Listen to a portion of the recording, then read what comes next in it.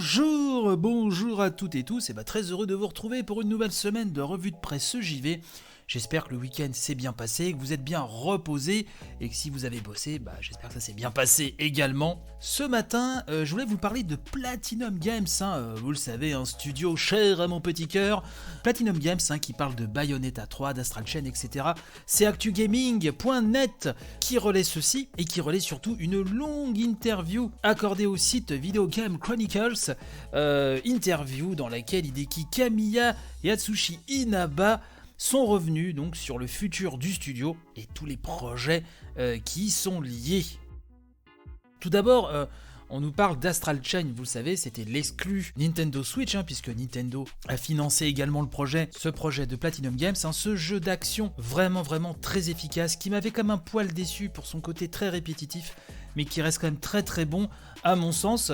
Et donc on nous dit que concernant Astral Chain, certaines personnes avaient remarqué que le site officiel du jeu avait totalement écarté toute référence à Platinum Games au niveau des copyrights pour ne laisser que celui de Nintendo. La réponse, vous l'avez dans les mots que j'ai prononcés là il y a quelques secondes, mais Monsieur Inaba dit à ce propos, je cite, « C'est comme cela est écrit sur le site, Astral Chain est leur licence et il y a des limitations sur ce que nous pouvons en dire ou non. » Oui, puisque le jeu a pas trop mal marché quand même, et donc on se demande tous si un numéro 2, si un deuxième épisode d'Astral Chain sera un jour disponible sur Switch, on verra ça. On parle aussi du projet GG. Alors qu'est-ce que c'est le projet GG ? G.G. Je rappelle que c'est un projet qui avait été teasé en février 2020, donc ça nous ramène à un an, une bonne année. Un projet qui avait été vendu lors du trailer qui avait été diffusé comme, je cite, The Powerful Climax to the Hideki Kamiya Super Hero Trilogy. Oui, mon superbe accent à nouveau fait des ravages.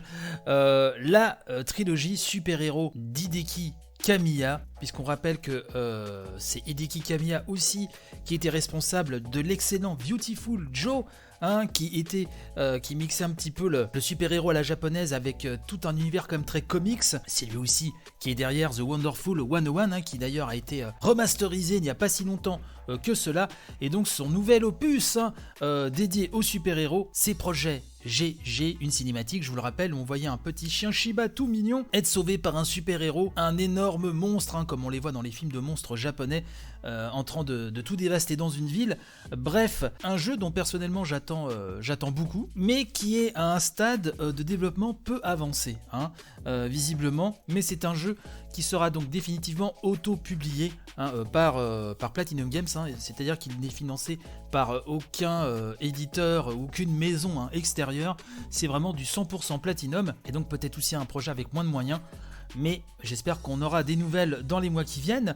Et bien sûr, incontournable dans cette interview, le cas de Bayonetta 3 vient sur le tapis, c'est la question inévitable, et donc à cette question, à savoir quand est-ce qu'on aura des nouvelles de ce troisième épisode tant attendu, Monsieur Kamiya rappelle que nous ne sommes qu'en janvier, Et pour ce qui est de la nature de ces nouvelles, nous dit Actu Gaming, il répond sur le ton de la plaisanterie. Je cite, « Je comprends que cela rende les fans complètement fous. Face à ce constat, ma suggestion serait peut-être que nous pourrions revenir en arrière et tout oublier à propos de Bayonetta 3. Alors quand il se passera finalement quelque chose, ce serait une belle surprise, non ?» Voilà, donc ça c'est l'humour de Monsieur Kamiya, qui je rappelle sur les réseaux sociaux est beaucoup plus virulent, et je pense qu'en sous-texte, ça doit vraiment le gonfler, qu'on le harcèle au quotidien pour avoir des nouvelles sur Bayonetta 3. Mais voilà, il a créé une licence, une autre, une de plus, qui est chère au cœur des fans, donc c'est un petit peu normal qu'on lui pose la question matin, midi et soir. Donc voilà, ça parle aussi de Star Wars, etc. Je vous mets le lien de toute façon de cette news dans la description de l'émission, mais c'est vrai que Platinum Games enchaîne les projets, il y en a certains dont on n'a pas de nouvelles. Je rappelle qu'on attend aussi des news sur Babylon's Fall, ça c'est pour Square Enix. On espère que cette année, les détails, les nouvelles informations, de nouvelles images, et peut-être même qui sait des dates de sortie vont popper pour les projets Platinum Games. En tout cas, c'est ce que je voulais vous dire ce matin. N'hésitez pas à réagir sur le compte Twitter de l'émission @revue de presse JV, tout collé, vous ne le savez que trop bien, notre bon Discord dont je salue la joyeuse et belle communauté. Quant à nous, on se retrouve de toute façon demain pour une nouvelle revue, comme d'habitude. Allez, portez-vous bien, bye bye.